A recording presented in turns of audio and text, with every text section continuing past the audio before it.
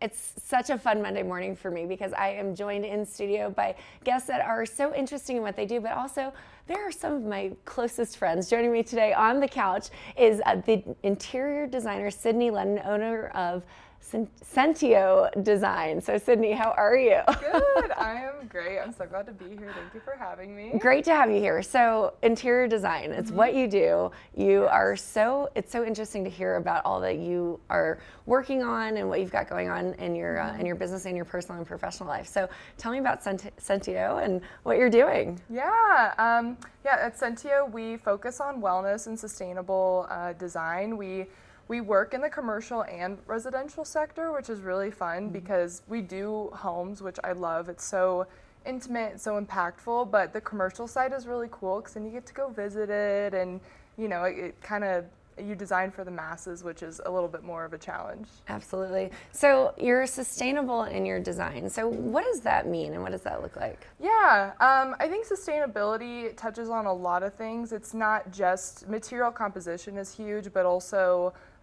trying to, during the renovation process, maybe preserve as much as you can, repurpose it, or actually get rid of it properly. And then also what you bring in, right? So from construction to actual product, sourcing stuff that's ethical, reducing transportation, and using product designers that are sustainable in their techniques from the beginning as well. Awesome. And so that's a really big piece, and you actually have a philosophy, which not a lot of businesses really make sure that they're having a social impact in the same way that you are. So tell me about your philosophy. Yeah. I kind of have a science background, and so I'm really intrigued by what I call data-driven design.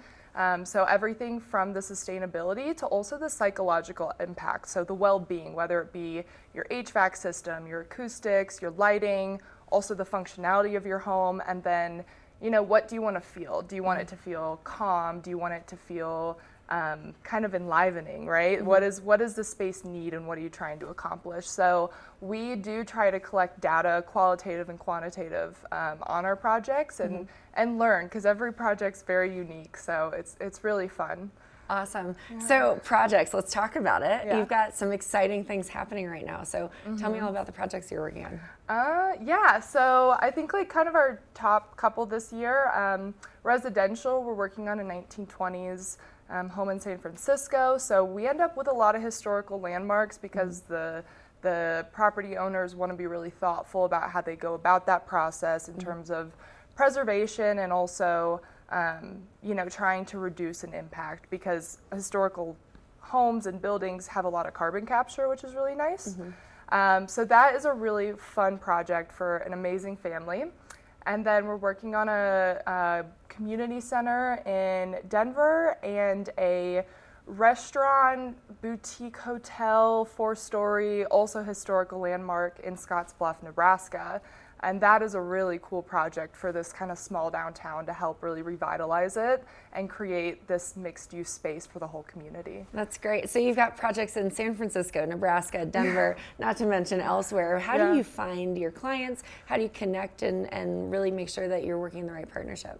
Yeah, luckily a lot of ours are referrals, so they kind of already know what we're about and our values, and a lot of them are seeking that from the start. So a lot of them are referrals, and other than that, I do a lot of work in Denver, in the design world, Women in Design, and other arts organizations, and so I do find clientele through that. I have a lot of great female architects and other design build partners that also love to share us, which is awesome. That's great. And so you're making this impact on the environment and how you do your business, but you also are impacting the community, and you host a lot of different events.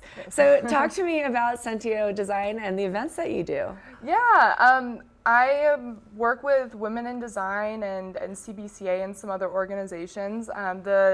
The community center that we're working with in Denver is a 5280 movement, which is for young adult and foster care population, to provide them with things like getting their birth certificates, getting job training, getting housing, helping them get back on their feet. So everything from empowering creative women to helping vulnerable populations in our area. We're really passionate about kind of this circular philosophy of, the impact of the community and the environment is really important for us. That's awesome. Yeah. So what do you have coming up in 2024? So you've got these projects that you're working on. What's the plan? What's your vision? What are you doing? Yes, well, I'm heading to San Francisco on Friday to go visit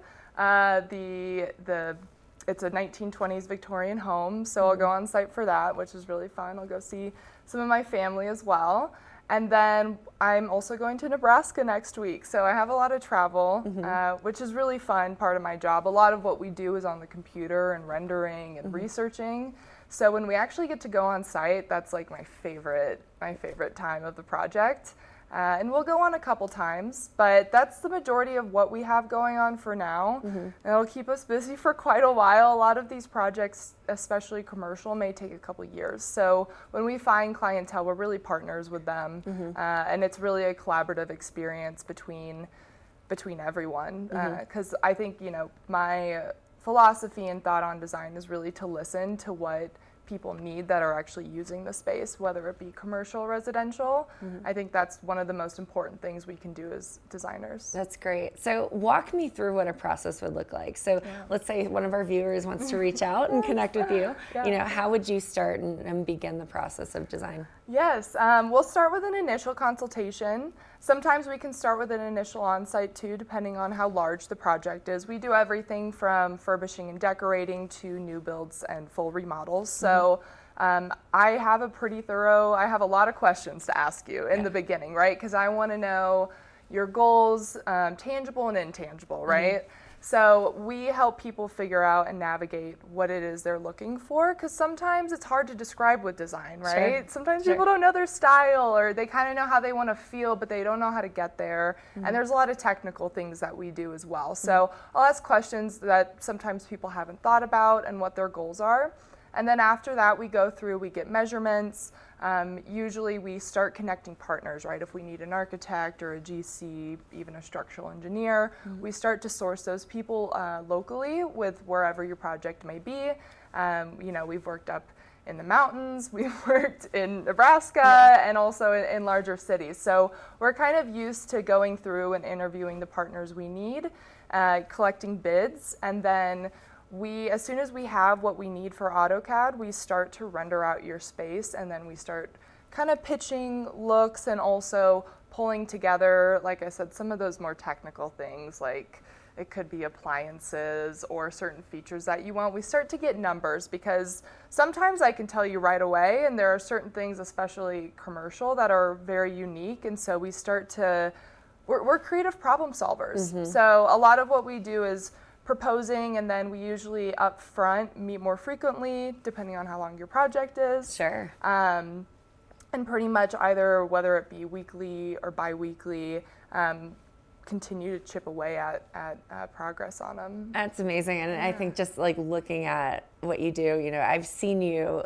actually in the trenches, and you are so well spoken and definitely ask the right questions. But how do you go about working within a budget? So somebody either comes to you with a top line, or they don't have a budget at all. And so it's just like you said, how do you put the puzzle pieces together? Yes, options, right? So we can kind of, especially with some people, you may want to splurge certain places, or you may want to break it up in phases, especially when we work with kind of mid-size or small businesses, right? They may want to use cash flow, or just people, right? You may want to do it in phases and strategize financially that way. So we'll help you figure out what it is you should prioritize, so that you can do it in a way that's manageable for you. And again, that comes down to those questions up front of, what do you want? And then I can help you figure out what that's going to look like, and give you options of where we can save. And I know how to stretch a dollar and make it work visually. I'm very good at that. But also, I give options if there's certain appliances or certain features that you really want to push for. That's great. So Sydney, where can we go to follow you on social media, on your website, or book a consult? Sentio Design Studio is our website, and we have our service lists on there. We have our portfolio. We're on Instagram, Facebook, all the major social medias. So that'll be a good place, and you can book a call there with us. Awesome. Well, Sydney, I love having you here on the couch. It's so much fun to have some personal connections join me here. Yes, and what you do is so impressive. The projects that you work on from residential to commercial. So best of luck in your travels, and excited to get you back here locally so that we can see all the work that you do. Oh, of course. Thank you so much for having me on, Kim. Absolutely. Now, we have a lot more in store for this Good Morning Vail edition on Monday. We'll be right back after this.